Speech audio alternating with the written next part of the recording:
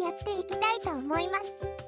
前回は Python と YouTube データ API を用いて YouTube 上である検索ワードでヒットする動画のうちチャンネル登録者数に比較して再生回数が多い動画、つまり何かしら再生回数が多くなる理由を持っている良い動画を自動で検出するところまで行いました。今回はセレニウムを用いて自動検出した動画をブラウザで自動で表示し、そのまま再生できる状態にしてみたいと思います。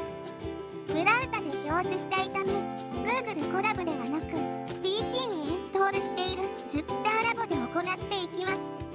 ではまず前回作成した CSV ファイルを読み込みます。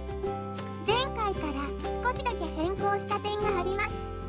データフレーム上にビデオ ID の列を追加しています。これはこのビデオ ID を用いて動画をブラウザで表示するためです。 YouTube 動画はそれぞれにビデオ ID が割り当てられ URL は末尾がビデオ ID となっています。必要なライブラリをインポートしていきます。ドライバーを作成します。今回は Chrome を用います。お使いの Chrome と Chrome ドライバーのバージョンが異なるとエラーが出るので合わせましょう。先ほど読み込んだデータフレームからビデオ ID を上から5つ取り出し、順番に URL を作成します。